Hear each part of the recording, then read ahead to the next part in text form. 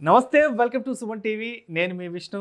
ప్రస్తుతంతో పాటు stock market analyst and petroleum engineer think equity Raghavendra గారు ప్రస్తుతంతో పాటు ఉన్నారు. సో వారితో మాట్లాడదాం. నమస్తే రాఘవేంద్ర గారు. నమస్తే విష్ణు గారు. ఎలా ఉన్నారు? నేను చాలా బాగున్నానండి. బాగున్నారా? బాగున్నానండి. రాఘవేంద్ర గారు, అదేవిధంగా ఈ స్టాక్ సెలక్షన్కి సంబంధించి మీ అప్రోచ్ ఎలా ఉంటుంది? ఏ పారామీటర్స్ని బేస్ చేసుకొని మీరు ఒక స్టాక్ని సెలెక్ట్ చేసుకుంటారు? వెరీ గుడ్ క్వశ్చన్ అండి. రిటైల్ ట్రేడర్స్ జనరల్లీ సెలెక్షన్ పైన ఎక్కువ ఫోకస్ చేయరు. ఏదో ప్రైస్ బ్రేక్అవుట్ అని, వాల్యూమ్ అని ఇలా వెళ్తూ ఉంటారు. సో మీ క్వశ్చన్ వాళ్ళందరికీ చాలా ఉపయోగపడుతుంది. నేను మెయిన్గా ఫోకస్ చేసేది comparative relative strength sir. Comparative relative స్ట్రెంగ్త్ని యూస్ చేస్తే మనం సెలెక్ట్ చేసుకున్న స్టాక్ స్ట్రాంగ్గా ఉందా లేదా అనేది తెలుస్తుంది. ఓకే. ఈ కంపారిటివ్ రిలేటివ్ స్ట్రెంగ్త్ని బేస్ చేసుకొని నా సెలక్షన్ ఉంటుంది. నాట్ ఓన్లీ మన పొజిషనల్ కాదండి, ఒకవేళ ఇన్వెస్ట్మెంట్ నుంచి ఇంట్రాడే ట్రేడ్స్ వరకు కూడా నేను ఈ కంపారిటివ్ రిలేటివ్ స్ట్రెంగ్త్ని యూస్ చేస్తాను. అయితే మీలాంటి ఒక సక్సెస్ఫుల్ ట్రేడర్ ఎలాంటి కాన్సెప్ట్తో ముందుకెళ్తుంటారు? ఫస్ట్ థింగ్ అండి, ఎవరైనా స్టాక్ మార్కెట్లో సక్సెస్ఫుల్ అవ్వాలి అంటే నంబర్ ఆఫ్ థింగ్స్ పైన ఫోకస్ చేయకూడదు. ఓకే, ఒక మెథడాలజీని పెట్టుకోండి. ఆ మెథడాలజీని తూచా తప్పకుండా రిలీజియస్గా ఫాలో అవ్వాలి. సో మీరు ఎంత సక్సెస్ఫుల్ ట్రేడర్స్ని అడిగినా సో ఇదే ఆన్సర్ ఉంటుంది. అంటే ఇప్పటివరకు మీరు చెప్పిన ఈ ఫండమెంటల్ అనాలిసిస్ కానీ, అదేవిధంగా ఈ టెక్నికల్ అనాలిసిస్ అనేది స్టాక్ మార్కెట్ పాయింట్ ఆఫ్ వ్యూలో చెప్పారు. అదేవిధంగా మ్యూచువల్ ఫండ్స్కి సంబంధించి కూడా టెక్నికల్ అనాలిసిస్ అనేది చేయాలంటారా? చాలా కొత్త క్వశ్చన్ ఇది. మ్యూచువల్ ఫండ్స్ని జనరల్గా మీకు తెలుసు సిప్ అని, లేకపోతే లాంగ్ టర్మ్ అంటూ ఉంటారు. డెఫినెట్లీ విష్ణు గారు, మ్యూచువల్ ఫండ్స్ని మనం టెక్నికల్ అనాలిసిస్లో కూడా యూజ్ చేయొచ్చు. ఓకే, సో నేను మీకు చూపిస్తాను. అంటే దీని ప్రకారంగా మీతో నాతో చాలామంది అగ్రీ చేయలేకపోవచ్చు, అగ్రీ అవ్వకపోవచ్చు. కానీ నేను మీకు ఒక బుక్లో ఉన్న కటింగ్ నేను మీకు చూపిస్తానండి. ఓకే, సో ఈ కటింగ్ నేను థామస్ డార్జీ అండి, పాయింట్ అండ్ ఫిగర్ అని ఆయన బుక్ రాశారు. ఆయన ఫాలోవర్ నేను. ఆయనే మనకి రిలేటివ్ స్ట్రెంగ్త్ గురించి ఆయన దగ్గరే నేను ఆ బుక్లో నుంచే నేర్చుకున్నాను రిలేటివ్ స్ట్రెంగ్త్ గురించి. సో ఆ బుక్లో ఉన్న ఒక కొటేషన్ చూడండి.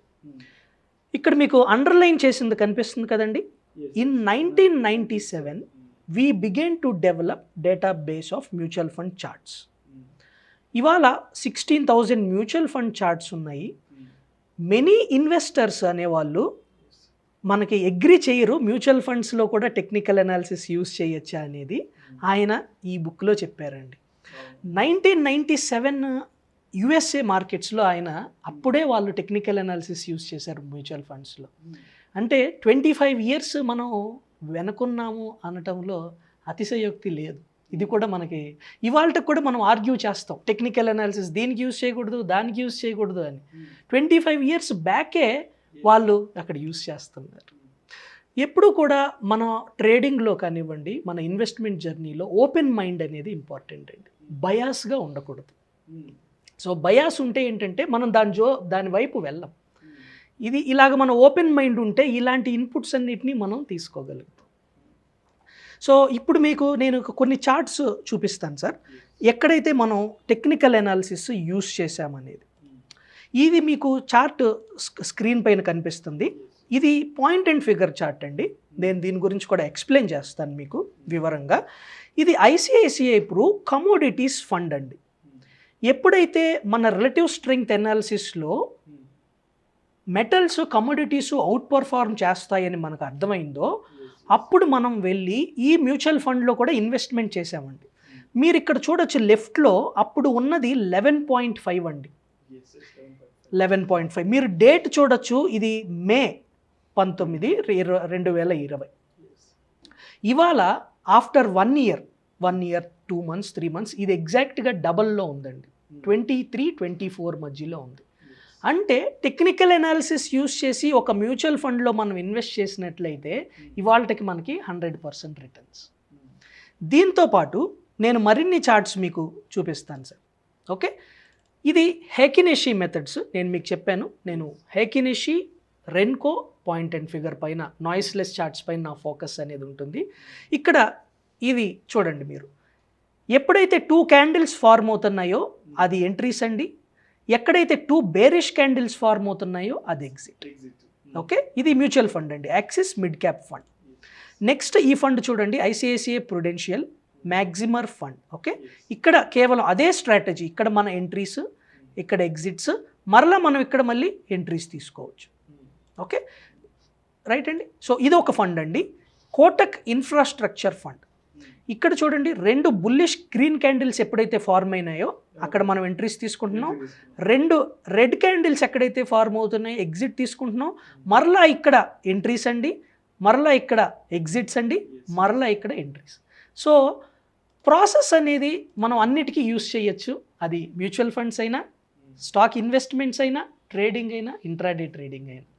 విష్ణు గారు, ఇంతకుముందు మనం చూసాము 11.5 దగ్గర ఐసిఐసిఐ ఇప్పుడు కమోడిటీ ఫండ్ ట్రేడ్ అవుతుంది మనం ట్రేడ్స్ తీసుకున్నప్పుడు. ఇవాళ దాని పరిస్థితి ఏంటి?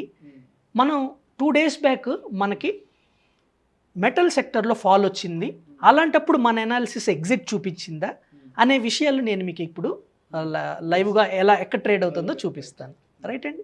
సో ఇక్కడ మీకు స్క్రీన్ పైన నేను ఈ చార్ట్ని ప్రజెంట్ చేస్తాను సార్, ఐసిఐసిఐ ఇప్పుడు కమోడిటీస్. సో మనందరికీ వ్యూవర్స్ అందరికీ ఐడియా ఉండే ఉంటుంది, మనం డైరెక్ట్ ప్లాన్స్ తీసుకోవాలి. రైట్ అండి.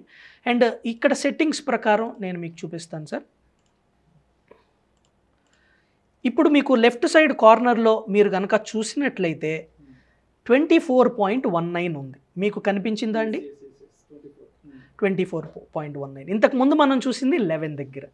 సో ఎగ్జాక్ట్లీ 1.5 yearలో మనకి 1 year 3 monthsలో మనకి 100% రిటర్న్స్ ఇచ్చింది. రైట్, చూడండి ఇక్కడ నెంబర్ ఆఫ్ టైమ్స్ నేను మీకు, మనం 11 దగ్గర ఉన్నది ఈ ఏరియా. సో అక్కడి నుంచి కూడా మీరు చూడండి ఎవ్రీ టైం మనకి ఇంకొక ఆపర్చునిటీ ప్రొవైడ్ చేస్తూనే వెళ్తుంది. ఎస్, 24 రీచ్ అయింది. ఇక్కడ మీకు కర్సర్ ఎక్కడైతే కనపడుతుందో ఇది మనకి సెల్ సిగ్నల్ అండి, బట్ ఆ సెల్ సిగ్నల్ మనకి బిలో మూవింగ్ యావరేజ్ వెళ్తే మనం అది అని ఎగ్జిక్యూట్ చేయొచ్చు.